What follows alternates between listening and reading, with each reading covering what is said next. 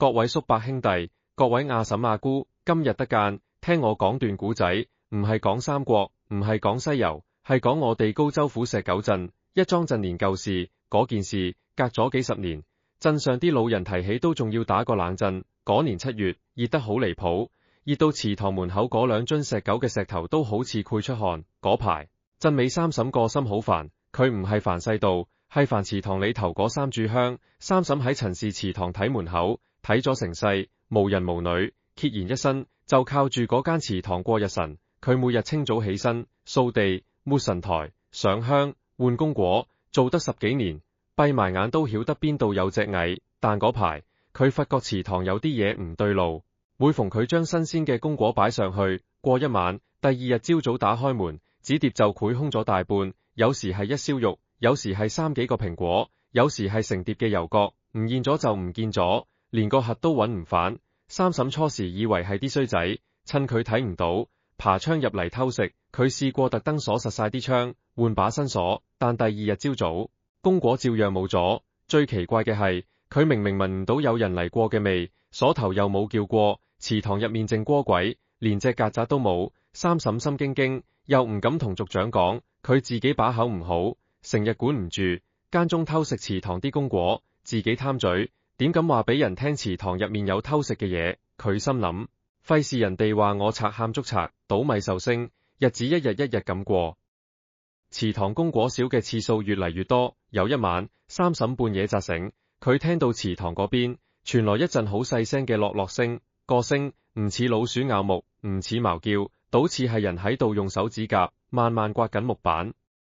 三嬸喺耳房用被蒙住個頭，一路念南無阿彌陀佛，一路震到天光。第二日，佢終於忍唔住，膽粗粗，趁祠堂冇人，打開個神龕個櫃底，想睇下究竟係咪有嘢匿埋喺度。佢見到嗰7隻新擺上去嘅沙梨，擺得整整齋齋，完好無缺。佢鬆一口氣，但係當佢慢慢高頭望到神台上面嗰尊祖先神像嘅時候，佢成個人僵咗。佢見到神像個嘴邊黏住一小塊沙梨皮，新鮮嘅，而神像對眼好似多咗一浸嘢，唔係以前嗰種死板嘅黑漆，而係好似一汪深潭，望落去就吸住你個人。三嬸當時成身發軟，連爬帶滾咁退返出祠堂。嗰日下晝，佢喺門口曬菜乾，撞到隔離鎮8個孫。個細路仔話：三嬸婆，你祠堂個公仔今日好似笑咗。三嬸一聽，一籮菜乾跌晒落地，連鬧個細路都冇力。佢嗰晚開始就發惡夢，夢見自己喺祠堂入面食功果，食到滿嘴都係木碎，有把聲喺佢耳邊講：你食我嘅嘢，我就食你嘅魂。從此，三嬸唔敢再食祠堂一鉗一線，但係啲功果依舊晚晚失蹤。佢日日心驚膽戰，把口又唔敢同人講，足足瘦咗一大圈。直到7月14嗰晚，天都未黑就落起大雨，祠堂嗰尊神像真係流咗血淚落嚟。嗰晚成條村嘅人嚇得連鞋都唔着，一窩蜂咁衝出鎮口。但係三嬸知道，嗰啲血淚唔係流俾佢哋睇嘅，係流俾佢睇嘅，因為佢自己心裏有數。佢唔止偷食功果，佢仲偷食咗第二啲嘢。第6回血牌，三嬸趴在法壇邊上，額頭上的血順着鼻梁滴到蒲團上，把那一小團暗功越因越大。他的下半身衝胯骨以下已經換成了木頭，2條腿跪在地上，膝合處新刻出來的2道圓弧彎槽在地磚上輕輕磨蹭，發出篤篤篤的聲響，像更夫打梆子。他試着往前挪了半寸，木質膝合與大腿連接處傳來一陣尖銳的痛，像有人把釘子射進了骨縫裏。梁一道的咒語聲穩住了。他念第4遍的時候，聲音雖然啞得像磨刀石生鏽鐵，但節奏重新找到了，一字一字咬着尾巴吐出來，中間沒有斷。法壇上那盞油燈的火苗也不再擰成螺旋，雖然飄忽不定，但好歹直直地朝上燒着。三嬸用右臂撐住法壇邊緣，慢慢把上半身挺起來。他低頭看了一眼自己的腿，木質的表面在油燈光裏泛着一層鴉光，膝合的圓弧凹槽裏滲出一線暗公色的東西，不像是血，倒像是漆。他伸手去摸，指尖觸到的木面上有一層薄薄的濕氣，搓了搓，聞現一股淡淡的桐油味。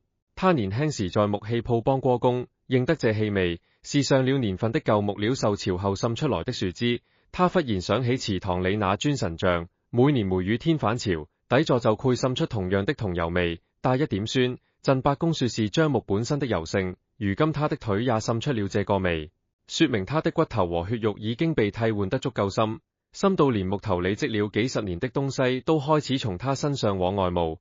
三嬸把兩隻木手平攤在膝盒上，掌心朝天，指節上的木紋比方才又密了幾分，像老樟木的橫截面上那些細如髮絲的年輪。他數了數，左手手背上多出了7圈紋路，7圈。跟他偷吃的供果數目一樣，他心裏落頓一下，莫不是每偷一隻供果，他身上的木頭就多長一圈年輪？他當年嘴饞，偷過的供果何止7隻？那些年輪若是真對應起來，他如今這雙手怕是已經幾百歲了。身後的山魈停了下來，三嬸聽見他喘氣的聲音，粗重濁悶，像一口風箱漏了洞，呼哧呼哧的。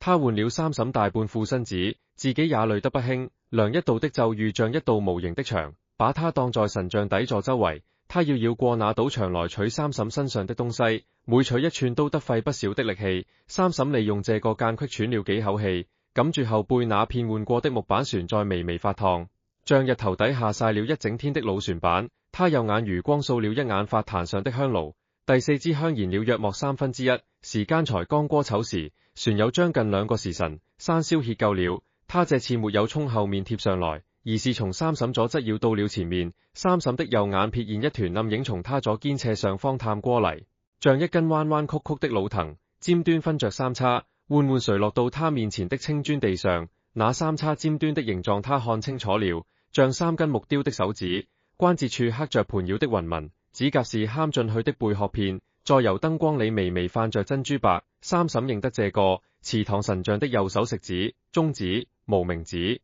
雕的就是這種雲紋。指甲用裸田嵌，他上香時天天看，閉着眼都能畫出那紋路。如今這雙手從神像身上伸出來了，按在他面前的青磚上，指節彎曲着，像要撐地站起來。三嬸的呼吸停了半拍，山魈的身子從神像裏探出來多少了，他不敢回頭確認，但他能感覺到身後的黑暗裏有一團濃大的東西正在緩緩立起來，那股爛木頭的味道濃得像一堵牆，壓得他嗓子發緊。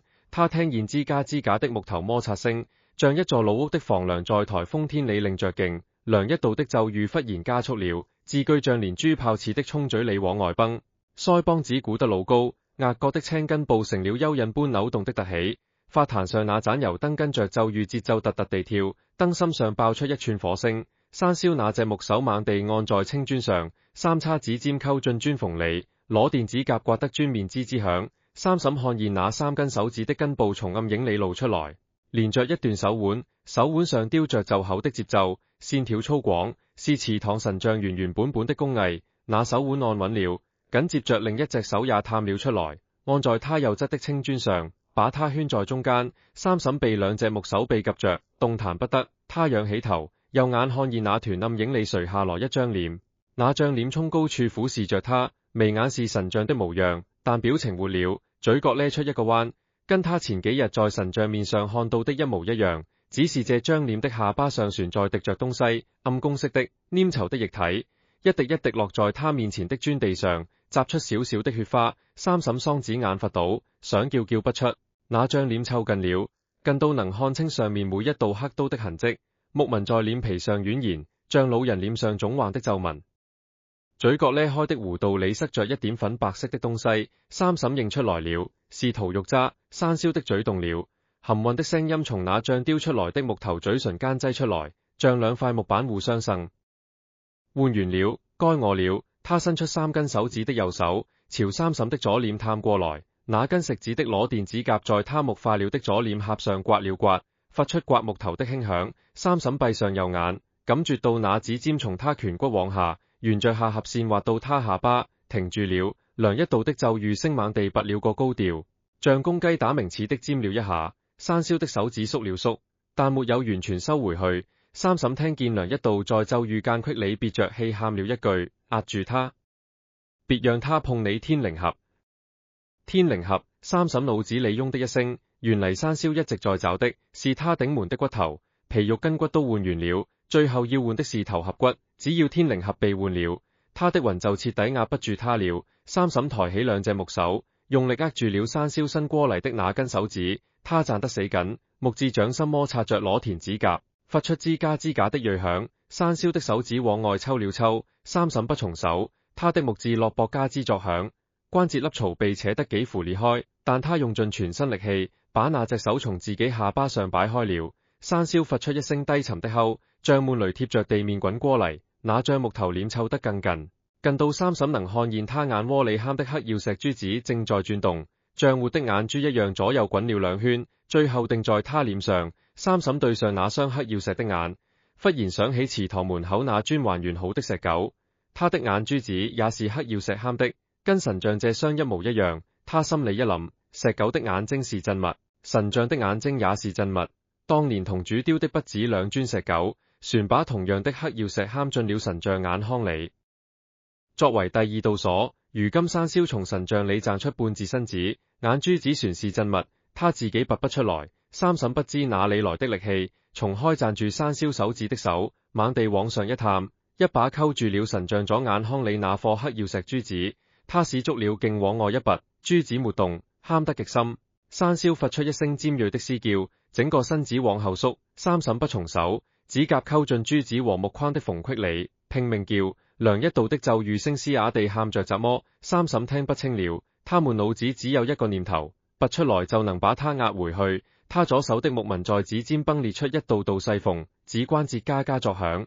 他不管，咬着牙繼續叫。忽然，那顆黑曜石珠子發出一聲清脆的裂響，珠面從正中裂開一道紋，跟石狗那隻碎掉的眼珠一模一樣的裂紋。三嬸手指一重，珠子裂成兩半掉在他掌心裏。山魈發出一聲震耳欲聾的嘶嚎，那張臉猛地向後縮回暗影裏，兩隻木手也從地上拔起來縮了回去。三嬸捧着掌心裏裂成兩半的黑曜石珠子，滾身發抖。梁一道的咒語停了，法壇上那盞油燈拼地炸了燈罩，玻璃碎片濺了一地，祠堂裏陷入黑暗，只剩天窗外一牙殘月投下嚟薄薄的白光。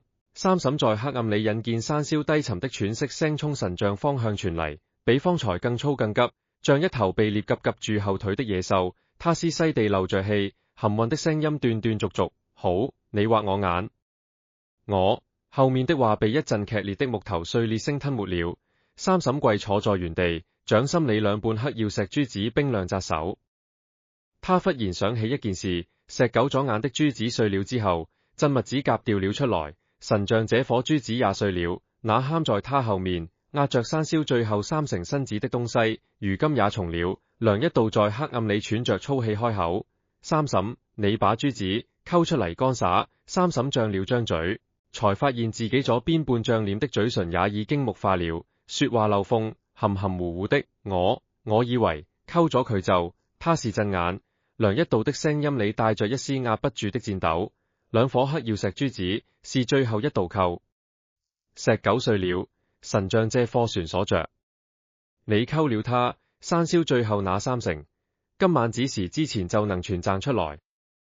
祠堂外頭遠遠傳來一聲雞鳴。丑時三刻，離天亮船有兩個多時辰。第七回古卦，梁一道從懷裏摸出火石，擦了好幾下才點着一截炸竹頭，燭火搖搖晃晃地亮起來，影得兩人臉上明暗不定。三嬸跪坐在蒲團上，掌心裏兩半黑曜石珠子船在微微發顫，裂紋處露出內裏一層灰白色的東西。梁一道湊近看了，臉色一陣青一陣白，炸竹差點從手裏滑退。珠子裂開的地方，斷面正中嵌着一枚銅剪，銅剪鏽得發黑，但輪廓依稀可辨，外圓立方，正面注着四個字。梁一道用指甲刮了刮銅鏽，露出下面模糊的筆畫，是三枚古篆。他閉着眼便認了半天，低聲念出來：古卦震。三嬸沒聽明白。梁一道把兩半珠子合攏拼在一塊，裂紋恰好把銅剪從正中劈開，分成了兩半。他小心翼翼地用指尖捏出半枚銅剪，對燭火照了照，忽然倒吸一口涼氣。這銅剪不是陳卑匠的。梁一道的聲音壓得極低，是同主的東西。古卦震，銅人用來鎖山魈的咒剪。這剪分陰陽兩半，陽半嵌在神像左眼，陰半嵌在石狗左眼。陰半隨石狗碎了，陽半方才被你溝裂。兩半若都碎了，山魈身上最後一道咒就解了。三嬸聽懂了，他溝碎珠子，等於趁手把最後一道鎖的鑰匙擺斷了。山魈如今只剩一層薄薄的禁制船壓在神像底座底下，那層禁制撐不了多久。梁一道說子時之前能全掙出來。三嬸看了一眼燭火，丑時3刻剛過，離子時尚遠。但山魈掙身子的速度比先前快了不止1倍，他方才縮回暗影裏去。謝貴人已經在重新往外拱了。三嬸感覺到閣下的青磚在微微震動，像地底下有怎麼巨大的東西正在翻身。梁一道把兩半珠子和銅剪碎片用黃布包好賽進就禮，然後重新跪在法壇前點香念咒。他這次念的咒跟之前不一樣，調子更沉，字句更短，像一個人在用力跺腳踩實地面。三嬸跪坐回蒲團上，後背的木板貼着他殘餘的血肉，冷得他打了個激靈。他低頭看了看自己的手，左手的木紋在溝珠子的時候崩裂了好幾道口子，裂處露出底下嫩黃色的木瓷，散發着新鮮樟木的氣味。他試着握拳，裂口處木屑速速地掉，像扭了的老家具被碰了一下。他的兩隻膝盒也在滲桐油，地磚上印出兩小團煎黃色的字跡。他整個人正在從外到裏一串串地扭。三嬸心裏清楚，即便今晚能把山魈押回去，他也變不回活人了。他已經有一大半身子換成了木頭，剩下的血肉裏也滲滿了木質的紋理。他想起梁一道那句出來的人船是不是人就不好說了。如今他半個身子跪在蒲團上，另半個身子正在往下掉木屑。他仿佛已經聞見了自己身上那股陣腐的棺木味。他忽然問了一句：梁道長，我死了之後，會不會跟他一樣，困在木頭裏出不嚟回不去？梁一道的咒語讀了讀，他背對三嬸，聲音從法壇那邊傳過來，悶悶的：你替他坐了陣，你死了就是新的陣物。你的魂鎖在木身裏，他出不來，你也走不掉。300年後，再有後人撞見你，也一樣。他停了停，補了一句：就跟當年同主一樣。三嬸拎住了同主，那個曬黑狗取心頭血，丟石狗鎮山魈的同主，他不是後人傳說你的法師嗎？三嬸追問梁一道，梁一道沒有直接答，念完手頭一段咒才回過頭來，燭火映着他半張臉，眉毛擰成了一團。你以為同主是清來的？同主就是第一個鎮物。梁一道說，當年陳卑將鎮不住山魈，同主拿自己換了神像，他丟了神像，把自己的魂封進木頭裏，讓山魈困在他身上。那尊神像裏頭不只壓着山魈，旋壓着同主的魂。300年了，同主的魂日日夜夜跟山魈耗在一處，早就分不清誰是誰了。你今日在神像後腦着看見那張臉，是同主的臉，也是山魈的臉，他們已經長成了一體。三嬸渾身發抖，他想起神像後腦着上那張慈眉善目又咧嘴大笑的面孔，一半是先祖畫像，一半是山魈的嘴。原來那個表情裏掙扎着兩個東西，一個是壓制的，一個是被壓制的。耗了300年，已經成了一團分不開的亂麻。梁一道重新轉過去念咒，聲音比方才更低沉。三嬸跪坐在蒲團上，掌心裏殘留的黑曜石碎渣扎着他的木紋掌紋。他忽然想通了一件事，同主當年把自己封進神像裏，不是鎮山魈，是跟山魈同歸於盡。他困住山魈的辦法是自己也困在裏頭，誰也別想出來。如今三嬸若成了新的鎮物，他困住的就不只是山魈，船有那個困了300年的同主，他要替同主接着熬到下一個替身來換他。三嬸的右眼衝出一行熱淚，他活了70多年，一輩子沒做過怎麼了不起的事，臨了倒要擔一個300年的擔子。他想起鎮上的老鄰居們，想起陳伯公主着拐杖站在茶寮門口的模樣，想起亞長記車衝進院子滿頭大汗的樣子。他不知道自己值不值得，但他知道自己若不做，石狗鎮今晚就沒了。他咬了咬牙，把兩手重新按在膝盒上，挺直了腰，木質關節嘎嘎地響了2聲。他未理會，梁一道的咒語聲在燭火裏浮浮沉沉。三嬸閉着眼聽着，一個字一個字往心裏記。他說不準自己船能撐多久，但至少他船能撐。身後的青磚震動越嚟越明顯了。山魈再次從暗影裏探出手來，這次不是2隻，是4隻。神像的手臂顯然已經全都換成了他的血肉，能夠自由活動了。4隻木手從四面八方伸過來，按住了他的肩、背、腰、腿。力度比之前大了不止30%。三嬸被釘在蒲團上動彈不得，木質身軀被賺得嘎吱嘎吱響，裂口處速速掉着木石，生燒的聲音又響起來。這次清晰了苦多，像兩張濕木板互相畫生。你溝了我眼，我就卸了你骨。四隻手同時發力，三嬸聽見自己的木質四肢發出一連串爆裂的脆響，像乾柴被一腳踩斷。他痛得嘶喊出聲，聲音從木化的喉嚨裏擠出來，嘶啞得像破了的風箱。梁一道的咒語猛地拔高，法壇上那盞炸竹拼地炸出一團白煙。三嬸在劇痛中感覺到有什麼東西從他身體深處被抽走了，像一根線衝骨髓裏往外溢。他右眼的視野開始模糊，像蒙了一層薄薄的蛛網。生燒的四隻手在他身上摸索着，一寸一寸地尋找他殘餘的血肉。三嬸忽然想起自己嘴裏那顆牙洞裏的木頭渣子，那是生燒最早換給他的東西，也是他與他連根的地方。他伸出右手的食指，探進嘴裏，用木質的指甲摳進了那顆牙洞。他使勁摳，使勁挖，牙洞深處的木頭渣子被他一節一節往外扯，每扯出一節，身後的生燒就發出一聲悶哼。四隻手的力度便從一分。三嬸嘴裏含着血和木石，把那節木頭渣子整根拔了出來。他掌心裏淌着一小段暗褐色的木刺，尖頭帶着血絲，正是當初神像底座上鑲着的那一塊。他毫不猶豫地把那根木刺缺成兩截，扔在地上，用木化的塞盒碾碎了。身後的山魈發出一聲驚天動地的嘶嚎，四隻手猛地縮了回去。青磚震動陡然加劇，整個祠堂的梁柱都在落落作響。三嬸跪在蒲團上，嘴角淌着血，右眼裏只剩最後一線光。他把那截碾碎的木渣攢在手裏，對法壇上的燭火用盡全身力氣，一字一字地咬出來。我跟你換的，我全拿回來，你留不住我。梁一道的咒語聲戛然而止。他猛地回頭，看見三嬸嘴裏的牙洞已經不再是木頭渣子，新鮮的肉芽正在洞口蠕動，暗紅色的、濕潤的、活生生的肉芽。三嬸的面孔從木紋中一串串地回復出血色，左半邊臉的皮膚緩緩從木質變回肉色，眼簾重新變得柔軟濕潤，但那變化只持續了片刻。三嬸整個人向前一栽，額頭重重合在法壇上，不動了。梁一道撲上去探他的鼻息，旋熱着，極尖極細的一縷，像燈油將盡時最後那一斗火苗，燭火滅了，祠堂陷入徹底的黑暗，青磚的震動忽然停了，一切歸於死寂。天窗外那牙殘月被雲遮住，一絲光也漏不進嚟。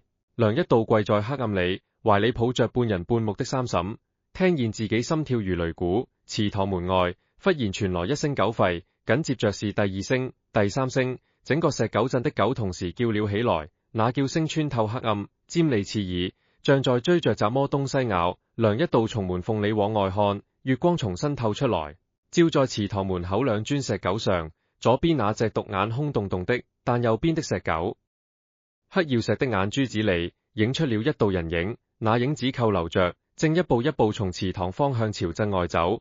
梁一道認出了那個身形，是同主，300年前的同主，終於從神像裏走了出來。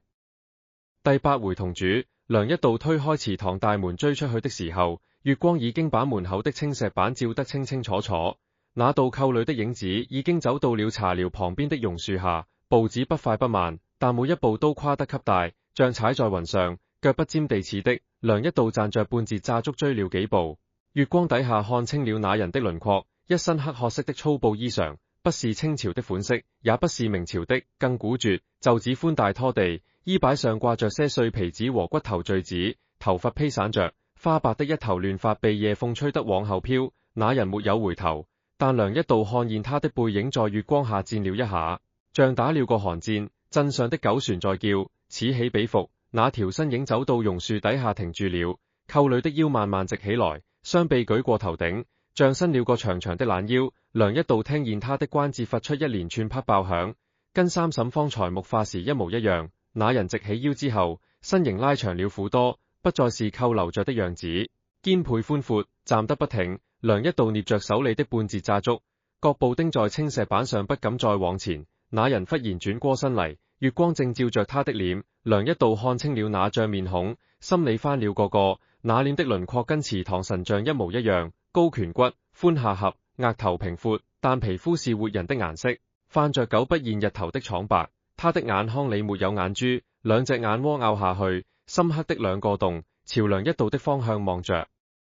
梁一道的桑子眼發緊，他想起三嬸溝碎的那顆黑曜石珠子，生燒咗眼康里喊的震眼被溝了，同主的那隻眼睛也一併沒了。他從神像裏走出來的時候，帶走的是一副殘缺的殼，神像的右眼珠子存在，但同主自己的左眼早就跟那顆黑曜石融成了一體。被三嬸溝碎那一瞬間，同主便丟了一隻眼，同主張了張嘴，梁一道看見他的牙齒是黑的，齊根發黑，像被煙熏了幾百年的竹籤子，喉嚨裏擠出一陣乾澀的氣聲，嘶嘶拉拉的，好半天才拼出一個字嚟：水。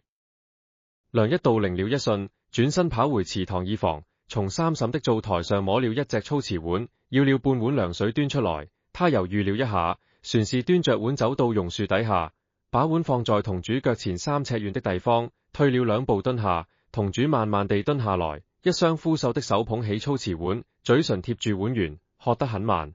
水沖他嘴角淌下來，順着下巴滴在衣襟上，把那片粗布印成深色。他喝完半碗水，把碗輕輕放在地上，仰起頭對月亮，拗下去的左眼康里淌出一線清亮的液體，不是血，是水，混着方才喝進去的涼水，衝空眼康里流出來，順着顴骨淌到耳根。梁一道蹲在幾步之外，看着他，同主忽然開口了，聲音沙啞乾裂，像很久沒說過話的人硬擠出來的，調子古怪，帶着不知那個年代的口音。那裏，船在不在？梁一道知道他說的是三嬸，他點了點頭，說船在法壇前面趴着，沒斷氣。同主又沉默了很久，月光把他凹進去的眼窩照得更深，像兩個永遠填不滿的洞。他忽然用手背抹了一把臉上的水，說：300年了。我今日出來，是因為那女把最後那顆珠子溝了，他斷了我跟山魈的最後一根鎖。梁一道小心翼翼地問：那山魈呢？同主把臉轉向祠堂方向，拗下的眼窩定定地望着那片青磚黛瓦。他說：船在底下，我走了，鎖斷了，但船剩半截鎮密，就是那個女的。他身上船酣着神像的木料，山魈那3成身子暫時船掙不脫，但天亮之前若沒有人重新把鎖接上，他船是潰出來。梁一道問怎麼接？同主抬起自己的右手，5指張開，月光下那5根手指的指甲都是黑的，長而捲曲，像鷹爪。他說：用我的血，我是第一任鎮密，我的血裏有當年刻咒的力。你把我的血塗在神像底座上，再用朱砂畫一道鎖魂符，就能重新鎮住它。但我的血只能封他一甲子，60年後需要再來一個人替。梁一道說：那60年後呢？同主沒有答，只把右手伸到嘴邊，用牙齒咬破了自己的掌心，血衝出來，黑公色的，濃稠如漆，一滴一滴落在榕樹根部的泥地上。他用那隻淌血的手在空中畫了一個圈，像畫了一道無形的符，然後朝梁一道的方向推了一掌。梁一道感覺到一股涼風撲面而來，帶着濃烈的鐵鏽味和土腥氣。同主說：你跟我來。他轉身朝祠堂走，步子仍是不快不慢的，梁一道跟在後面，兩人一前一後進了祠堂大門。同主在門檻處停了一下，伸手摸了摸門框上那道暗褐色的字跡，是三嬸形容過的那道乾了血痕。他把染血的手掌按在血痕上，搓了搓，那舊痕與新血混在一起，變成一團更深的褐公色，沿着門框往下淌了一截。法壇邊上，三嬸船趴在那裏，同主走過去，蹲在他旁邊，沒有眼珠的臉俯下來對他。梁一道看見三嬸的呼吸存在，胸口微微起伏着，但他的後背和雙腿仍然是木頭的，裂口處木瓷森嚴。同主把淌血的掌心貼在三嬸後背上，手掌覆在那片已經硬化成木板的皮膚上。梁一道看見那掌心血水滲進三嬸後背的木紋裏，像水澆進乾裂的田壟，瞬間被吸得乾乾淨淨。三嬸的後背在血水滲入之後微微顫了一下，木頭表面的裂紋收攏了一些，像傷口在愈合。同主又把手掌移到他2條木質小腿上，各按了一按，血水滲進去，那2條腿的木質表面泛出一層暗沉的光澤，仿佛上了一層漆。做完這些，同主站起身，退開2步，他的右手掌心的傷口已經不流血了，但整隻手比方才瘦了一圈，皮膚緊貼着指骨，枯柴似的。他對梁一道說：天亮之前，你在神像底座上畫所雲符，用我的血調朱砂。畫完符，把這兩截半珠子重新嵌回去。石狗那貨雖碎了，但碎塊船能用，和神像這貨拼一處，用血黏住，嵌進底座底下。兩樣都做齊了，能頂60年。梁一道記下了，他看了看童主那隻枯瘦的手，欲言又止。童主像是知道他要問什麼，自己先開了口：我的血用完了，我這一副殼子也就散了。當年我用整條命換那尊神像，如今我用最後一點血換那女的半條命。60年後，他若撐不住了，船會有人來替他。這樁冤孽從我那一代開始，就沒斷過。他轉身朝祠堂門口走去，梁一道追了2步，童主沒有回頭。他的背影在月光裏拉得很長，走到榕樹底下的時候，他停了一停，仰頭望着樹冠，那些垂下來的氣根在夜風裏輕輕晃燙。他伸出手，摘了一片榕樹葉子含在嘴裏，然後繼續往前走，一直走到鎮口的石橋上。梁一道站在祠堂門口遠遠望着，看見童主在石橋正中站住了，月光從他頭頂照下來，把整個人照得通透，像一尊半透明的木雕。他站了約莫一盞茶的功夫，然後慢慢地矮下去，像一根燃到底的炸竹在熔塌。最後那身粗布衣裳跌落在橋面上，裏頭空了，乾癟塌陷的一堆衣料被夜風吹得翻了個面，露出裏頭灰白的里襯。衣裳底下怎麼也沒有。梁一道走到橋上拾起那件粗布衣，入手輕盈乾燥，像放了幾百年的舊棉麻，輕輕一抖便碎了幾處。衣領上旋沾着一片榕樹葉，葉片翠綠新鮮，跟童主方才含在嘴裏那片一模一樣。梁一道把樹葉夾進袖裏，把衣料疊好，抱回祠堂，放在神像旁邊的暗龕裏。他捲起袖子，尋來朱砂和一隻乾淨瓷碗，用童主留在神像底座上的殘餘血水調了朱砂，開始畫符。符畫在底座側面，一筆一畫極複雜。梁一道畫了將近1個時辰，手腕酸得發麻。畫完之後，他把2半黑曜石碎珠和銅剪碎片用血黏合，嵌進了底座正中的粒槽裏。做完這一切，他癱坐在地，滾身骨頭像散了架，天邊泛起一線青灰。雞叫了第2遍，三嬸仍然趴在法壇邊上，後背和小腿的木紋已經收攏了苦多。雖然船是木質的，但沒有繼續開裂剝落。他的呼吸穩了一些，右眼微微睜着，眼珠子緩緩轉了一圈，望見梁一道坐在旁邊，嘴唇動了動，發不出聲。梁一道湊近了些，看見他嘴角彎了一個給淺的弧度，像是笑了一下，然後合上了眼，沉沉睡去。梁一道靠着法壇坐下來，天光從祠堂門窗的縫隙裏漏進來，一線一線鋪在青磚地上。他低頭看了看自己兩手的指節，上面旋沾着朱砂和黑紅的血漬，指甲縫裏嵌着木飾。他閉上眼，聽見外面的狗叫聲漸漸歇了。石狗鎮的清晨跟往日沒有兩樣。第9回木偶。三嬸醒過來的時候，日光已經從祠堂的天窗照到了公桌腿上，明晃晃的一道白光，照現空氣裏浮動的灰塵。他趴在地上，臉貼着青磚，聞到一股混着香灰和舊木頭的淡淡氣味。他動了動手指，右手的指節彎了一下，發出輕微的假吱聲，但船能彎。他又試着撐地坐起來，後背的木板落得他肋骨生痛，但好歹立起了上半身。梁一道靠在法壇邊上打盹，聽見響動便醒了。他由着眼看了看三嬸，先是凌了一瞬，然後快步走過來蹲在他跟前，上下打量了一番。三嬸的半邊臉還是木頭的，左眼依舊是那條縫，但右眼清明，裏面滿是活人的光。他低頭看自己的手，左手手背上的木紋仍在，7圈年輪清晰可辨，但比昨夜尖了不少，顏色從深褐褪成了煎黃，像曬久了的舊竹席。他的兩條小腿也全是木質的，膝合處的圓弧凹槽被童主的血潤過之後光滑了些，蹲坐時不再嘎嘎作響。梁一道問他感覺怎樣，三嬸張了張嘴，左半邊嘴唇動不了，右半邊嘴唇倒是靈活的，說話含糊但能聽懂，好似瞓咗好耐。梁一道扶他坐到公桌旁邊的跳凳上，給他倒了碗水。三嬸用兩隻木手捧着碗，木質掌心貼着粗瓷，亮縮縮的。他喝了幾口，嗓子潤了些，開始想起昨夜的事。他記得童主把手掌貼在他後背上時那股熱，像一瓢沸水澆進凍土裏，燙得他滾身囉嗦了一下。之後他便沒了知覺，直到今早日光把他照醒。梁一道把同主走後的事粗略講了一遍。三審印員沉默了好一陣，木化的左臉看不出表情，右半邊臉卻微微抽搐。他忽然問了一句：我以後就係咁樣了？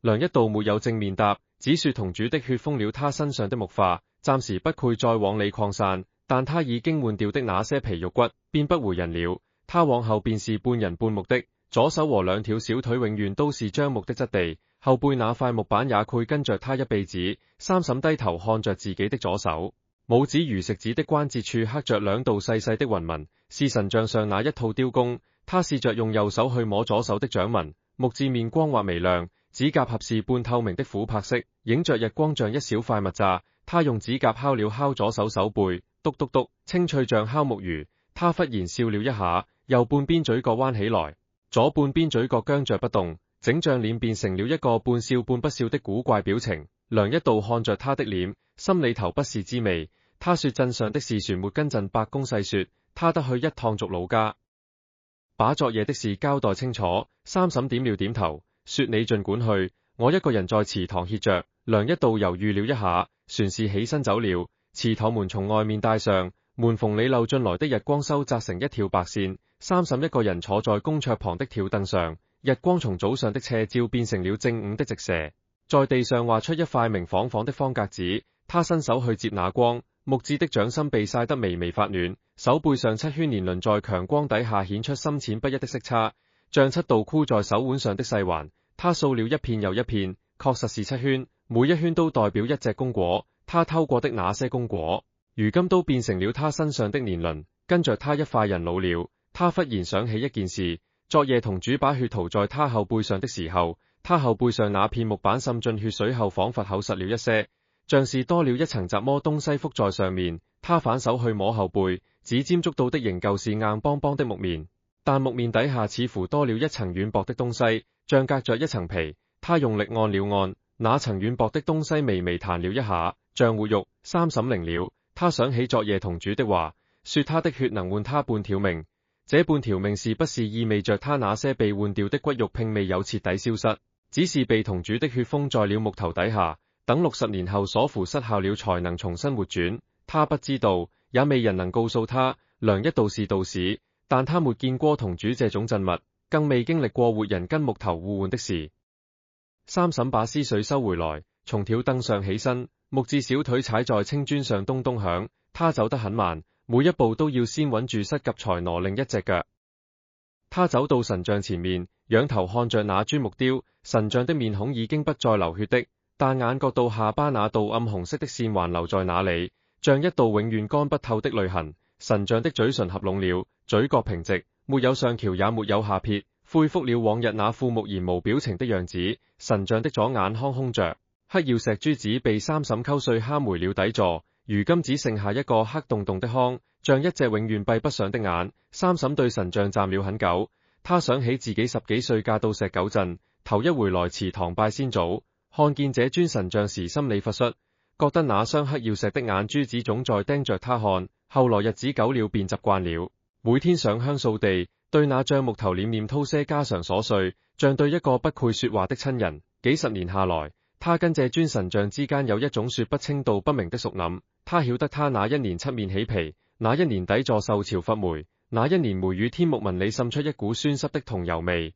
如今他自己身上也有了那股味道。他伸手摸了摸神像空着的左眼眶，木質的指尖觸到腔院那些細密的鑿痕，粗糙扎手。他忽然低聲說了一句：你睇咗我幾十年，我都睇咗你幾十年。而家我有半副身子係你嘅，你係唔係都睇到我自己睇唔到嘅嘢？神像沒有回答，日光從他身後照過嚟，把他半人半木的影子投在神像底座上。他看見自己的影子裏，左邊那一半的輪廓粗糙笨拙，像一截歪歪扭扭的樹樁，右邊那一半卻線條柔和，是活人的曲線。兩半影子拼在一起，拼成了一個不人不木的怪東西。三審看了好一會藝，轉身慢慢走回條凳坐下。他低下頭，用右手輕輕摩挲左手的木紋，一圈一圈地掃着那些年輪。日光又挪了一寸，照到他膝頰上那兩道圓胡凹槽，粒槽裏還殘存着一線暗紅的血漬，是同主的手掌留下的，已經乾透了，像漆一樣附着在木面上。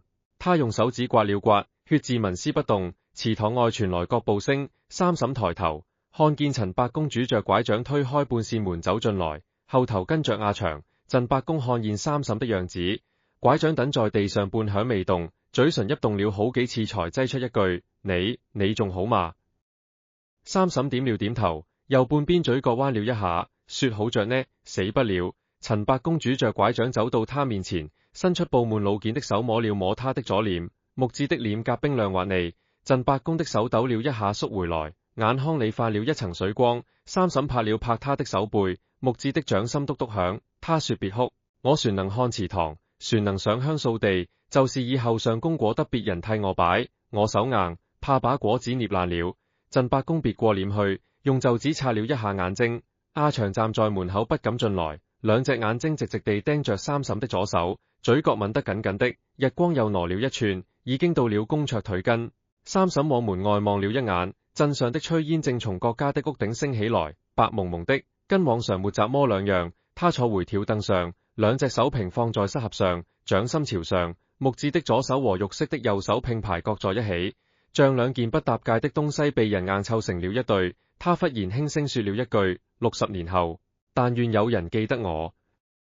第10回震，中元節過後，石九鎮的日子慢慢回到了舊軌道。祠堂的大門照常每日清早打開，香火照常點上，供果照常換新，只是換供果的人從三嬸換成了阿祥。阿祥每早從鎮西亞桂果園挑幾隻最新鮮的果子，洗淨擦乾，碼進祠堂供桌上的青花瓷盤裏。他做這事做得很小心，每擺一隻都要退後半步端詳一陣，直到7隻果子排列得齊齊整整才肯罷手。三嬸坐在供桌旁的挑燈上看着他擺，右半邊嘴角微微彎着，木質的左手搭在膝合上一動不動。三嬸每日仍住在祠堂旁邊的二房裏，早起掃洗、上香、關祠堂門，跟從前一樣，只是他走路慢了，木質的小腿踩在青磚上咚咚響。鎮上的老鄰居路過祠堂門口，引見那聲響，曉得是三嬸在裏頭，便隔着門喊一聲：三嬸今日好嘛？裏頭便回一句：好，有心。日子長了，那咚咚的聲響變成了石九鎮的一種日常，跟雞鳴狗吠、江水拍岸一樣尋常。梁一道在鎮上住了3天才回三清觀。臨走那日，他去祠堂跟三嬸道別，三嬸用右手從二房灶台上摸出2隻雞蛋菜給他，說是自己賺的，讓他帶回去煮了吃。梁一道接過雞蛋，在手裏掂了掂，又看了看三嬸那張半木半肉的臉，眼眶底下青黑一片。他說60年後我攰再來，你若撐不住了，就託人帶話到觀里。三嬸擺擺右手說60年的功夫，你個後生家怕也老得走不動了。梁一道苦笑了一下，沒接話，取着2隻雞蛋出了鎮口。陳伯公那日之後病了一場，天氣一轉涼便咳嗽不止，在床上躺了半個月。三嬸去看過他2回，每回都拄着拐杖慢慢走到他家院子門口，咚咚咚的腳步聲一路響到堂屋門口。陳伯公躺在床上聽見那聲響，便曉得三嬸來了，勉強撐起上半身朝他點點頭。兩人沒說太多話，三嬸坐一個人便起身回去了。陳伯公望着他離開的背影，那條木質的左腿在門檻處抬了一下，慢了半拍才邁過去。他咳嗽着合上眼，心裏頭把石九鎮300年的舊賬默默過了一遍。入秋之後，天氣轉涼，祠堂裏的木頭反潮得厲害。三嬸每天早起擦供桌的時候，都發現神像底座上凝着一層薄薄的水珠，混着桐油的酸澀味，像木頭在往外滲汗。他用抹布擦乾淨，第2天又冒出來。到了9月末一場大雨之後，底座側面的鎖魂符開始褪色，朱砂線條邊緣因開了一圈淡紅，像血水浸透了宣紙。三嬸拿不準這是不是正常的，便託阿祥寄單車去三清觀請梁一道。梁一道回話說符褪色是正常的，朱砂遇潮變化，60年的鎖不可能從頭到尾都閃亮，只要中間那道主紋不斷便磨蝕。三嬸得了這話便安了心，每日擦供桌時特意要開底座那道符，只把周邊的水珠吸乾。他的左半邊臉入秋之後更僵了，左眼那條縫幾乎閉嚴了，只剩右眼管事。鎮上的小孩有時候跑進祠堂玩，撞見三嬸便喊獨眼嬸婆，三嬸也不惱，用右手輕輕拍一下小孩後惱着，說你敢再喊，我就用左手給你敲木魚。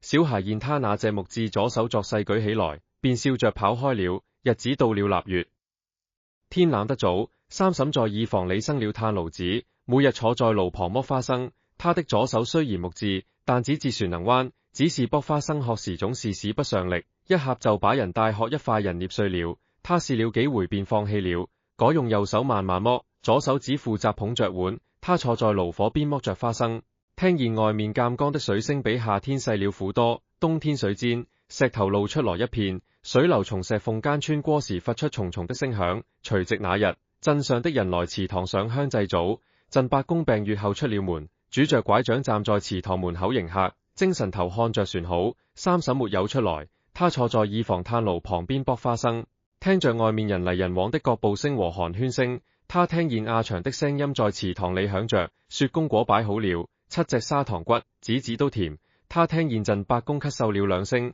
跟誰說着明年的祭旗安排。他聽見一個細路仔在門口喊獨眼嬸婆新年好，旁邊大人趕緊捂住他的嘴，低聲訓了一句。三嬸在爐火邊彎了一下嘴角，右半邊臉動了動，左半邊仍僵着。他把手裏的花生殼扔進炭爐裏，殼子在火上燒出一小束橙黃色的火苗，啪響了一聲便滅了。他低頭看了看自己的左手，爐火的暖光映在木屐掌心上，7圈年輪被照得像7道尖尖的金環。他用手指慢慢摩挲那些紋路，一圈一圈掃過去，像在掃日子。門外祠堂那邊傳嚟3聲鐘響。鎮伯公用拐杖敲了3下祠堂門的鐵環，示意祭祖開始。三嬸聽見眾人跪下拜拜的蟋蟀聲，聽見鎮伯公念祭文的聲音沙啞低沉，像缸底的石子在翻動。他在耳房裏也跟着合上眼，右眼閉着，左眼縫裏透進一線爐火光，暖融融的。他用木屐手掌輕輕拍了2下失合，算是對先祖的方向行了個禮。祭祖散後，鎮上的人陸陸續續回家準備年夜飯。陳伯公在祠堂門口站了一括人，朝耳房的方向望了一眼，沒進去，拄着拐杖轉身走了。三嬸聽見他那篤篤篤的拐杖聲尖行殘完，最後被江水和炊煙聲淹沒了。他睜開右眼，爐火已經暗下去大半，炭灰裏旋剩幾顆火星泛着微光。他把手裏最後幾顆花生仁倒進嘴裏嚼了，花生碎從右半邊嘴角漏了幾粒出來，落在衣襟上。他用右手拈起來重新塞進嘴裏，左半邊嘴僵着吞不下去，便含着慢慢化。他在耳房裏一直坐到天黑，外面的鞭炮聲斷斷續續響起來，火光把窗子映得忽明忽暗。三嬸沒有出去看，也沒有點燈，只在黑暗裏坐着。炭爐裏最後一顆火星滅了之後，屋子裏便只剩窗外透進來的煙火的碎光。他坐了很久，直到鞭炮聲歇了，夜重新靜下來，才扶着牆站起來，慢慢走到祠堂門前，摸出鑰匙開了鎖，推門進去。祠堂裏供桌上的香火已經燃盡了，7隻砂糖骨旋馬在青花瓷盤裏，骨皮被供桌上的熱氣捂得微微發軟，飄着清甜的果香。三嬸走到供桌前，伸出右手拿起一隻砂糖骨，在掌心裏握了握，骨皮軟熟，果肉透過皮子散發出甜膩的氣息。他猶豫了一瞬，把骨子放回盤子裏，整整齋齋碼回原位。他仰頭看了看神像，月光從天窗照下來，正好落在神像的面孔上。左眼眶那個黑洞剩了一捧月光，像一隻睜着的銀白色的眼，嘴角平直，面目沉靜。三嬸對那張面孔站了一括人，嘴唇微微動了動，卻沒有說出聲來。他轉身慢慢走出去，回身帶上門，鎖落進鎖孔裏，咔嗒一聲脆響，耳房的炭爐熄了，屋子裏冷得像冰窖。三嬸摸黑躺上床，合了2層棉被，木屐的小腿伸進被窩裏涼縮縮的，半天捂不熱。他用右手握住左手的木屐掌心，2隻手疊在被面上，隔着棉被的厚度能感覺到心跳從右半邊身子傳過來，一下一下，沉穩緩慢。他合上右眼，黑暗裏，他左眼那條縫中忽然滲進一線細細的公光，像極遠處有人點着一盞紅燈籠，那光亮了一瞬便滅了。三嬸的眼縫裏恢復了一片黑，他沒睜眼，也沒動彈，只在心裏默默地數着1年、2年、3年。他不知道60年有多久，但他能數得清每一天。祠堂外面的鑑江在除夕夜裏靜靜地流着，水聲穿過石灘，烏烏煙煙地往南去了。石狗鎮2磚石狗蹲在門口，左邊那隻獨眼空洞，右邊的黑曜石映着天上稀疏的星子，亮晶晶的一粒光。鎮上的炊煙和鞭炮火藥味混在一處，在清冷的冬夜裏緩慢地散開。有人家的窗戶裏旋亮着守歲的燈火，有人家已經熄了燈歇下了。這一年就這樣過了，往後的每一年，大抵也是如此。三嬸在黑暗中把自己那半副木質的身子蜷了蜷，右手搭着左手，像搭着一件舊家集。她在心裏對那尊神像，對300年前那個把命換進木頭裏的同主，也對往後60年每一個即將到來的天亮，輕輕地說了一句，那句話她沒出聲，只在木頭如血肉相接的縫隙裏，隨着每一次心跳傳遍了全身。她說：我會替你睇住。祠堂裏神像的左眼康盛着的那一捧月光，在天窗上雲影而過時微微晃了一下，像一隻正在眨動的眼，然後月影歸位。祠堂中貴寂靜，石九鎮的老房子在冬夜裏沉默地蹲着，瓦片上積了薄薄一層白霜。等天亮之後，第一縷日光照上去，便會化成一滴一滴的水珠，順着屋檐落下來，打在青石板上，啪嗒啪嗒，像一隻木手在輕輕叩門。第11回功果，臘月剛過，石九鎮又迎來了一個多雨的春天。鑑江漲了水，渾濁的黃泥水漫過鎮口那座石橋的橋墩，把橋面上同主散準雲拍時留下的最後一絲痕跡沖刷得乾乾淨淨。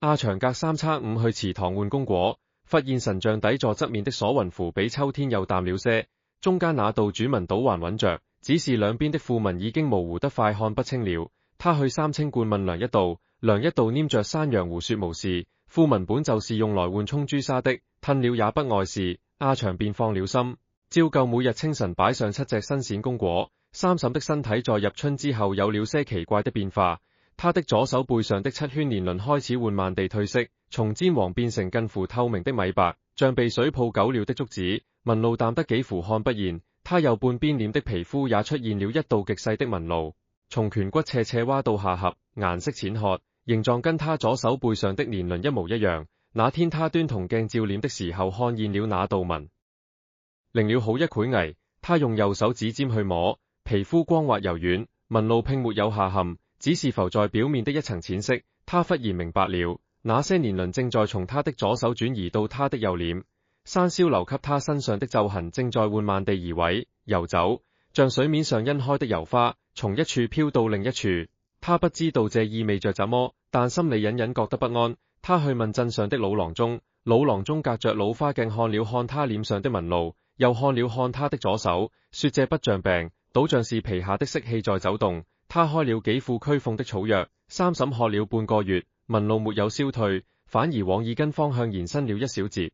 三嬸索性不管了，她每日照常掃地、上香、關祠堂門。木子的左腿在青磚地上踩久了，膝合那道圓弧凹槽磨損得越嚟越光滑，走路時不再嘎嘎響，只是偶爾打滑，像踩在濕漉漉的石板上。他在以房門坎處放了一小塊防滑的草墊，每日進出時踩實了再邁腿。清明那日，鎮上的人都去後山掃墓，祠堂裏冷清清的，三嬸一個人坐在公桌旁剝花生，花生殼堆了一小碟，他剝着剝着，忽然覺得左臉一陣發麻，木子的左眼縫裏透進一道細細的紅光，跟前年除夕夜看到的那一線一模一樣。他手裏的花生掉在地上，右眼猛地睜開，紅光從他左眼縫裏滲出來，在天井的日光裏幾乎看不見，但三嬸感覺到了，暖融融的一股熱流衝眼縫裏往外淌，像有什麼東西正在他左眼眶裏重新凝聚。他伸手去摸左眼，木字眼簾溫熱起來，硬邦邦的木紋開始變得柔軟，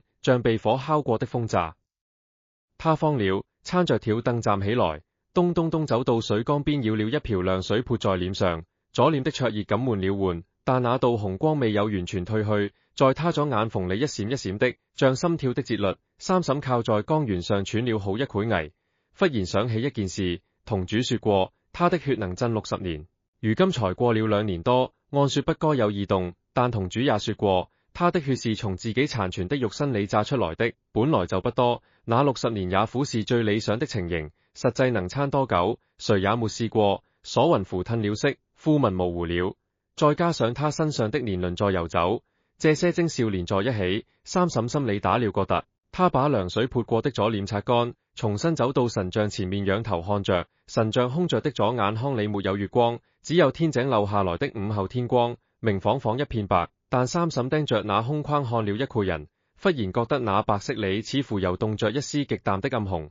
像一滴血滴進了清水裏，正在緩慢地散開。他游了游右眼再看，那絲暗紅又不現了。三嬸定了定神，從公桌底下摸出一把香，抽出3支點上，插進香爐裏。他把剩下的香放回去的時候，指尖碰到公桌抽屜裏一個硬邦邦的小布包，他抽出來打開，是量一道當年用黃布包着的2半黑曜石碎片和銅剪殘塊，被他敲煤底座之後不知何時又退落了，不知誰收進了抽屜裏。三嬸把布包托在掌心裏打開，2半黑曜石珠子的斷面已經不再鋒利，邊緣圓潤光滑，像被水沖了很久的卵石。銅剪碎片上的鏽色更深了，幾乎看不出字。他用手指捏起半塊珠子對光看了看，珠子裏頭那一小截灰白色的東西仍然在，紋絲不動。他嘆了口氣，把布包重新繫好，放回抽屜深處。那天夜裏三嬸做了一個夢，夢裏他站在鑑江邊上，水面黃濁滾沉，橋墩上蹲着一個人，那人的背影扣裏，穿一身黑褐色的粗布衣裳，頭髮披散花白。三嬸知道那是同主，他走近了幾步，同主沒有回頭，只伸出一隻枯瘦的手指了指江對岸。對岸的山影在月光底下一片墨黑，山腰上有一點紅光，像一隻眼睛在緩緩睜開。三嬸想喊他，桑子眼倒着發不出聲。同主的身影慢慢融進了江水裏，像墨滴進黃湯，一圈一圈散開不現了。三嬸從夢裏驚醒，滾身試看，右半邊身子熱得像浸在溫水裏，左半邊身子冷得像裹了層冰。他坐起來摸黑點上燈，借着燭火看自己的左臂，手臂上的木紋正在微微發亮，像夜裏的螢火蟲在木頭縫裏游動。他趕緊披衣下床，推開以房的門走出去。月光把石板路照得白花花的，真相寂靜無聲。他走到祠堂門前，掏出鑰匙，手抖了幾次才把鎖打開。推門進去的瞬間，一股濃烈的甜腥味撲面而來。公桌上那盤供果7隻砂糖骨，每隻都被咬了一口，果肉豁開處淌着骨汁，甜腥混合着鐵鏽的氣味。三嬸站在門口未動，月光從他身後照進嚟，把他的影子長長地投在公桌前。神像空着的左眼眶裏，那一捧月光不再是白色的，變成了淡淡的琥珀紅，像兌了血的蜂蜜。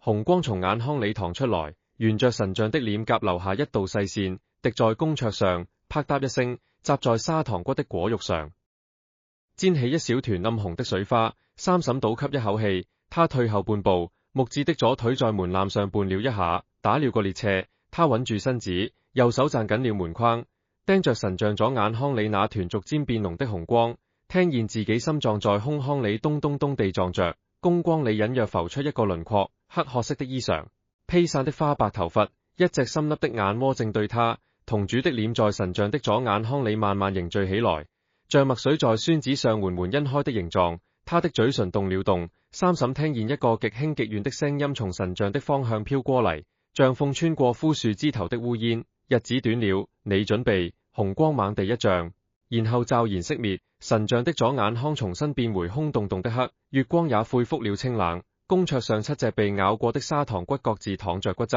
鐵鏽味的甜腥氣在祠堂裏慢慢變淡。三嬸靠着門框慢慢滑坐到門檻上，右手攢着鎖匙，左手木質的掌心按在青磚地上。他仰頭望着神像那張沉靜的臉，望着那道被擦過又滲出來的血痕從眼角一直淌到嘴角。他心裏清清楚楚地明白了一件事，同主的血鎮不住60年。2年前那場換命補下來的鎮已經重動了，山魈在地底下轉了個身，重新開始往上拱。他在門檻上坐了很久，直到東邊的天泛起一線青灰，雞叫第一片的時候，他撐着門框站起來，把被咬過的砂糖骨一隻一隻收進竹籃裏，用抹布擦淨公桌上的骨汁和血滴，重新碼好新果。做完這一切，他回到以房，在炭爐邊坐下，用右手的指尖慢慢摸着自己左臉上那道正在延伸的紋路。紋路已經爬過了顴骨，正在往太陽穴的方向走。三嬸在心底默默算了一下日子，距離那個7隻供果的夏夜，滿打滿算船不到3年，60年折成了3年，剩下的那些年月，就像被蟲蛀空的老木頭，看着船像模像樣，其實裏頭早就空了。他把手掌合攏，木質的左手與玉色的右手十指交扣，像兩件東西勉強搭在了一起。窗外的光星在晨光裏緩緩漲起來，石九鎮的狗開始吠了，有人在巷子裏開了門板，叮叮當當的響動從鎮頭傳到鎮尾。三嬸閉着右眼，左眼縫裏滲出一線微弱的光，她不知道自己船能撐多久，但她知道從今天起，每隻公果都得看得比命船緊。第12回清明雨，清明過後的第3日，天陰得厲害，雲層壓得極低，像一床發霉的棉被蒙在石九鎮頭頂上。三嬸早上去祠堂上香的時候，聞見空氣裏有一股異樣的氣味，不是桐油，不是鐵鏽，而是燒過的紙剪混着泥土的潮氣，像有人在前一夜偷偷在祠堂牆角燒了雜麼東西。他繞着祠堂外牆走了一圈，在後牆根底下發現一堆灰燼，已經被露水浸透了，但中間船殘留着幾片沒燒盡的黃紙，上面畫着彎彎曲曲的符文，跟梁一道當年在底座上畫的鎖魂符有幾分相似。三嬸蹲下來撥了撥那堆灰燼，灰燼底下壓着一隻小瓦罐，罐口封着紅布，紅布上寫了一個字，他湊近了才看清，是個古字，筆畫粗拙，像用指甲蘸着雜麼東西畫上去的。三嬸心裏一凛，把瓦罐捧起來掂了掂，不重，裏面像是空的，但搖一搖便有沙沙的輕響，像乾燥的蟲殼互相碰撞。他拿着瓦罐進了祠堂，放在公桌旁邊，一時拿不準該怎麼處置。他把瓦罐擱在桌腳邊，用一塊舊布遮了，心想着等阿祥來的時候讓他寄車去請梁一道來看看。可那天阿祥沒有來，雨在午後忽然落下來，又急又密，把石板路澆得發涼。阿祥家在後山腳下，雨大了山路滑，他託人帶話說改日再來。三嬸一個人坐在耳房裏，聽着雨聲啪打在瓦片上，心口懸着一塊石頭。雨下了整整一下午，到傍晚時少了些，但天已經黑透了。三嬸點了一盞油燈，坐在炭爐旁剝花生，剝着，他聽見祠堂那邊傳嚟一聲級輕的響動，像有人用手指彈了一下木頭。他停下動作，側耳聽了一會人，沒再有動靜，便繼續剝。過了約莫一炷香的功夫，又響了一聲，比方才略重些，篤，像是木錘扣在桌面上。三嬸放下花生，端起油燈，推開耳房的門，雨船在下，細密的雨絲在油燈光裏閃像銀線，把祠堂門口的石板路淋得亮晶晶的。他走到祠堂門前，摸出鑰匙開了鎖，推門進去，油燈光照到公桌上，照現那7隻砂糖骨船好好碼着，果皮上掛着水珠。他懷疑是屋頂漏了雨，頭看了看房梁，乾爽的，沒有滲水的痕跡。他把油燈舉高了些，燈光掃過神像的面孔，神像的左眼眶裏，不知何時多了一樣東西，一顆圓溜溜的暗紅色的珠子嵌在空框裏，大小剛好填滿那個洞，像是一顆眼珠子重新長了出來。三嬸的油燈差點退手，他穩住手腕，湊近2步，燈光照清了那顆暗公色珠子的表面，不是新的，表面粗糙有紋理，像乾縮了的果實，又像打磨過的木珠。珠子正中央有一道細紋，裂開的，跟他當年溝碎的那顆黑曜石一模一樣。三嬸後退一步，後背撞上公桌，震得瓷盤裏的砂糖骨滾了2隻出來，骨碌碌掉在地上。他沒顧上去撿，只死死盯着神像左框裏那顆暗公色的珠子。那珠子在油燈光裏微微反光，像一面極小的凸透鏡，把燈光聚成一小束投在公桌面上，光斑在桌面上緩緩移動，最後定在他腳邊那隻用舊布合着的瓦罐上。三嬸的呼吸急促起來，他蹲下身揭開瓦罐上那塊布，油燈湊近了照，瓦罐的公布封口上那個古字在燈光下顯出了細微的變化，字的凹槽裏滲着一層薄薄的液體，暗公色的，像凝固了的血。他猶豫了一下，伸手揭開紅布，把瓦罐口朝下倒了倒，從罐口掉出來的東西落在他掌心裏，暖的濕的，是一顆牙齒。三嬸借着燈光印出來了，是他當年被山魈借走的那顆左上方第3顆牙，牙根上旋沾着新鮮的血絲，像剛從人嘴裏拔出來不久。他倒吸一口涼氣，那顆牙在他掌心裏微微顫動，像旋有生命。他猛地頭看向神像，左眼眶裏那顆暗公色的珠子正在緩緩轉動，像一隻活物的眼睛在擲映光亮。珠子正中的裂紋開合了一下，從中滲出一線亮晶晶的液體，順着神像臉頰淌下來，滴在公桌上，啪嗒。那液體落地時散開，泛着一股淡淡的甜腥味。三嬸握着那顆牙，右手裏攢着油燈，站在原地一動不動，雨聲從祠堂屋頂傳下來，密密麻麻的，像幾千隻手指在瓦片上同時叩門。他聽見神像內部傳來一陣細細的摩擦聲，像木頭在慢慢重新排列自己的紋理。那顆嵌進咗康的暗弓珠子又轉了一圈，這一次停下的時候，正中的裂口正對他的方向。三嬸忽然明白了，那顆珠子是同主剩下的那隻眼。當年同主從神像裏走出來時，帶走了一副殘缺的殼，他的右眼旋留在神像裏，跟黑曜石珠子融為一體。如今黑曜石碎了，同主的右眼便露了出來，找到了左框那個空位，自己嵌了進去。同主雖已散盡了魂魄，但他的肉身殘片仍在，仍認得回來的路。他握着那顆牙，慢慢走到神像面前，他伸出左手的木質掌心，把那顆牙放進了神像空着的右手裏。神像的右手原本是虛握着拳的姿勢，牙放進去之後，三嬸感覺到指尖傳嚟一陣極其微弱的收縮，像那5根木頭手指合攏了半分。他縮回手，看見神像的右手果真握緊了，掌心包裹着那顆牙，五指收攏成拳，力度不從不緊。三嬸退後幾步，重新打量神像，左眼眶裏那顆暗公色的珠子靜了，裂口合攏，像一隻半閉着的眼在養神。右手裏握着他當年雕的那顆牙，像攢着一件要緊的信物。神像的面孔雖然全是那副木顏，但三嬸覺得那種空已經不現了，像是有雜麼東西重新住回了木頭裏面。雨聲尖歇，三嬸把油燈放回供桌上，彎腰撿起地上那2隻滾落的砂糖骨，用袖子擦淨了放回盤子裏。他把瓦罐合好紅布，擱回桌角邊原來的位置，想了想又拿起來，塞進了供桌抽屜裏，跟那個黃布包放在一處。他做完這些，在神像面前站了一個人，右眼的視線掃過神像握緊的右拳，掃過左框裏那顆暗公色的珠子，掃過那道從眼角延伸到下巴的淚痕。他輕聲說了一句：你反咗嚟就好。祠堂外面，雨已經停了，月亮從雲縫裏露出半張臉，把濕漉漉的瓦片照得泛銀光。鎮上的狗又叫了2聲，很快便歇了。三嬸端着油燈退出祠堂，回身鎖好門。他站在台階上頭看了看天，雲層正在散開，露出一缺深藍的夜空，星子稀疏但明亮。他咚咚咚走回耳房，把油燈放下，重新坐回炭爐邊。爐火已經滅了，他也不再生，只把那像銅鏡從床底摸出來，對右半邊臉照了照。那道紋路沒有繼續延伸，停在了顴骨偏上的位置，顏色比前幾日沾了些，像褪了色的朱砂。他用右手指尖摸了摸，皮膚底下有一股微微的暖意傳來，跟同主當初把血塗在他後背上時那股熱一模一樣。三嬸把銅鏡扣在桌上，合上右眼，左眼縫裏沒再透出紅光，只有一片安安靜靜的暗。他躺下去，棉被裹住半邊木質的身體，另半邊暖融融的，像被人用體溫捂過。他在黑暗裏引着外面屋檐滴水的聲音，一滴一滴打在石板上，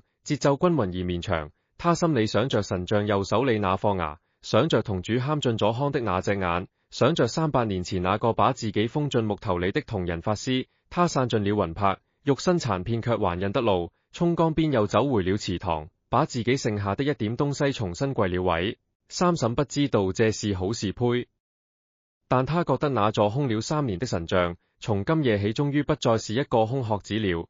屋檐水旋在滴着，遠遠的鑑江水聲混在風裏。三嬸翻了個身，木質的左腿搭在棉被外面，亮叔叔的。他不去管他，合着眼慢慢地睡着了。這一夜他沒有做夢，一覺睡到天光大亮，窗子被日頭照得透亮，鳥雀在牆頭周周叫着。第13回古蟲。三嬸醒嚟的時候天已經大亮，他從床上坐起來，習慣性地摸了摸左臉，紋路存在，但摸上去不像前幾日那樣發燙，只是溫溫的，像貼了一塊誤意了的銅剪。他披衣下地，推開耳房的門，一股濕潤的青草氣味撲面而來。昨夜的雨把鎮上的一切都洗得乾乾淨淨。祠堂門前的石板路泛着水光，2磚石狗蹲在那裏。左邊那隻的獨眼窩裏積了一汪雨水，像含着一滴淚。他先去祠堂開了門，日光從門縫裏擠進去，照現供桌上那盤砂糖骨旋在，籽籽圓潤飽滿，果皮上凝着細密的水珠，是夜裏潮濕凝出來的露。神像安安靜靜坐在那裏，左眼眶裏那顆暗公色的珠子紋絲不動，右手裏緊攢的拳頭也未有重開。三嬸看了片刻，心安了些，點上3炷香插進香爐裏，拿抹布拆了拆弓桌，退出來鎖上門，回到耳房。他把昨夜那隻瓦罐從抽屜裏重新取出來，紅布封口上那個古字已經徹底乾了，字的凹槽裏只剩一層暗褐色的薄痂。用手一碰便碎了。三嬸揭開紅布往裏看了看，罐底乾乾淨淨，除了昨夜那顆牙，雜麼也沒有。他晃了晃瓦罐，罐壁裏則忽然傳來一陣極其細微的沙沙聲，像有雜麼東西正在從土裏往外爬。他湊到耳邊細引，沙沙聲斷斷續續，像是蟲子在咬食乾燥的木屑。三嬸把瓦罐翻過來對日光看了半天，罐壁內則隱約有些細密的孔洞，像蟲蛀過的木頭，但孔洞邊緣光滑整齊，不像自然形成的，倒像是被人拿給細的錐子一鉗一鉗扎出來的。他把瓦罐重新放回抽屜，心裏頭泛起的菇。昨夜他以為是同主的殘片把牙送了回來，可這顆牙竟是從瓦罐裏倒出來的。瓦罐是誰埋在那裏的？那堆燒過的黃紙符是誰畫的？如果同主已經散了，那這些東西又是誰的手筆？三嬸越想越不對勁，決定親自去找一趟梁一道。他煮了一斤竹杖，木質的左腿走山路不穩當，竹杖撐着能省些力。他跟隔壁阿嬸打了聲招呼說去鄰鎮走親戚，便沿着鑑江邊的土路慢慢朝三清觀方向走去。20里路，各在從前他一天能走個來回，如今半人半木的身子走起來費勁得多，每走1里都要歇一歇。竹杖在濕泥地上戳出一排深深的孔洞。晌午時分，他到了三清觀，觀門虛掩着，院子裏曬着幾棵基草藥，一隻花茅趴在門檻上曬太陽，現了他也不躲。三嬸推門進去喊了幾聲梁道長，未人應。他要到後院，看見梁一道蹲在井台邊上，面前擺着一隻瓦盤，盤裏裝着半盤黑褐色的泥，泥面下隱約有東西在蠕動。三嬸走近了，梁一道頭看見他，先是一愣，隨即招手讓他過去。他說：我知道你今日要來，昨夜我罐裏的香火斷了3柱，一柱接一柱滅，我卜了一卦，卦象上應的就是你那邊的事。三嬸把昨夜瓦罐和牙的事從頭到尾講了一遍。梁一道聽完眉頭擰得死緊，蹲在地上沉默了好一陣，然後用手指戳了戳瓦盤裏那半盤黑泥，泥面下的蠕動加快了，像有雜麼東西正在急着往上拱。梁一道從瓦盤裏捏出一小撮泥，放在掌心裏搓開，泥中露出幾節細如髮絲的半透明的白線，像蟲卵的殼又像菌絲。他說這是蠱蟲的卵，埋在神像底座底下的泥土裏已經300年了。同主當年封進神像的除了他自己的魂，船有一窩蠱蟲，那些蠱蟲以山魈的陰氣為食，以同主的血肉為巢。300年間一直在神像底座底下活着，一代一代繁衍。山魈被鎮着的時候，蠱蟲也跟着休眠。山魈一有異動，蠱蟲便先醒過來。三嬸想起昨夜那陣沙沙聲，心裏一陣發毛。梁一道說蠱蟲是同主留下的一道暗鎖，他們平時不起眼，但一旦鎮物蟲動，蠱蟲便會從底座底下爬出來，鑽進附近的活物身體裏，替同主修補鎮物。昨夜那顆牙被送回瓦罐裏，就是蠱蟲乾的。他們在泥土裏找到了山魈當年借走的那顆牙，用蟲絲裹着送回了祠堂。至於瓦罐和燒過的黃紙符，梁一道說那多半是同主殘存的意念偶動的蠱蟲做的。蠱蟲能感知鎮物的缺損，會自動尋找能補上去的東西。三嬸聽得頭皮發麻，問道那些蠱蟲會不會爬進人身上？梁一道點了點頭，說會。蠱蟲是同主的血肉養的，他們在活物身上寄居的時間越長，同主殘存的意念就越能通過蠱蟲傳遞過來。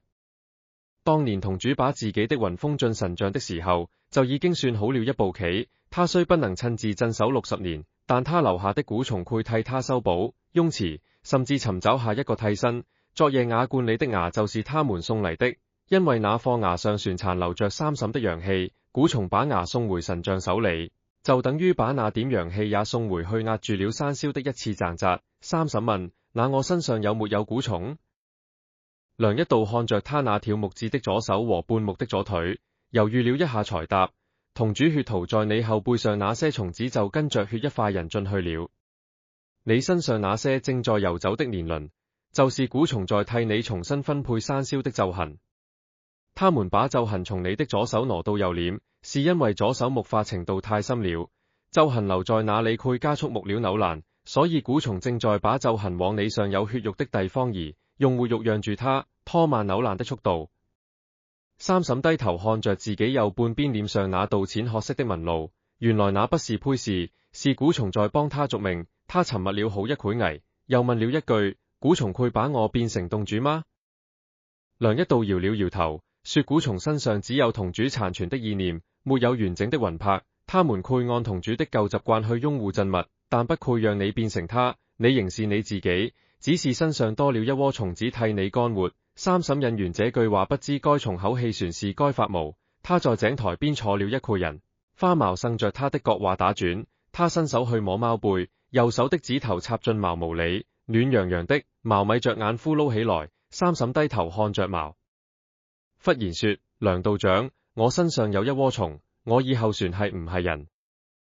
梁一道沒有答，只把瓦盤裏的黑泥重新攪勻，及上一塊濕布，搬到屋檐底下陰涼處放着。三嬸在罐裏喝了碗粥，歇了半個時辰，起身告辭。梁一道送他到罐門口，沖就裏摸出3丈黃符遞給他，說回去之後把符貼在祠堂門框上方，左中右各1丈，能當一陣外嚟的陰氣侵擾。三嬸接過符取進懷裏，拄着竹杖沿路往回走。回程的路走得比來時慢，日頭偏西的時候，他才走到石狗鎮口。鎮上的炊煙已經升起來了，狗遠遠便認出了他的腳步聲，搖着尾巴迎過來。三嬸一路走回祠堂，開門進去。第一件事是把3丈黃符分別貼在門框上方的橫木上，貼完他退後3步，打量了一番。黃紙在暮色裏微微泛着金光，像3道薄薄的日光貼在門梁上。他走進祠堂，在神像前面站定，左眼康裏那顆暗公式的珠子在暮色中泛着幽光，右手裏站着的牙安穩如初。三嬸伸出手，木質的左手掌心貼在神像底座上，感覺到掌心底下傳來極其微弱的震動，細密而有節律，像一窩極小的蟲子在底座的木頭裏慢慢爬行。他合上眼，低聲道了一句：辛苦你哋。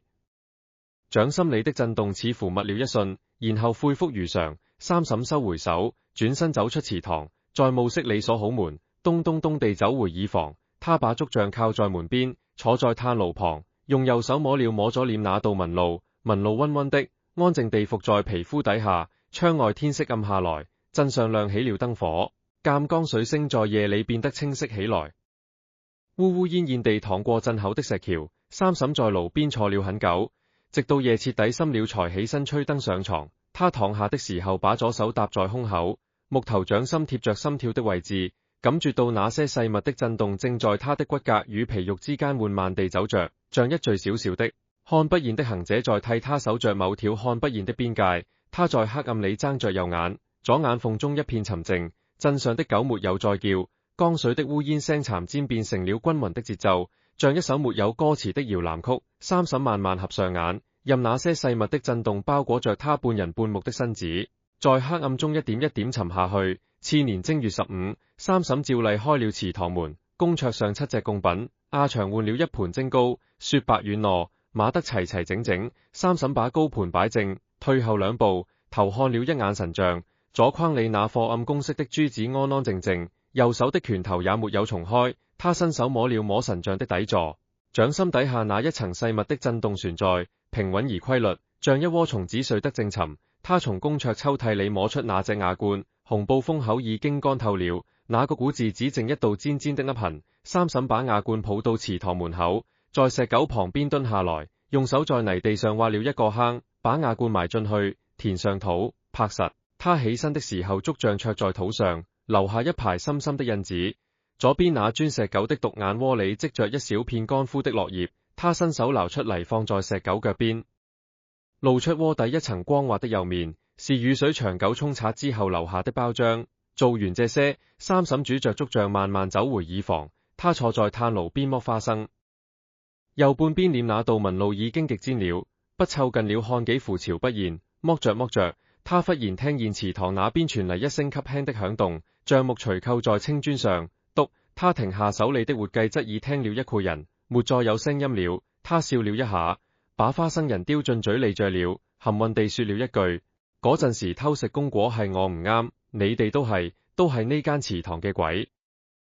窗外鑑江的水聲嘩嘩地淌着，日光從門縫裏漏進來，暖洋洋地鋪在炭爐邊的地上。三嬸把腳伸進那一片日光裏，木子的左腿被照得泛出一層淡淡的金色，他合上眼，靠着椅背慢慢地呼出一口氣，那口氣在日光裏散成一小團白霧，飄了一瞬便不見了。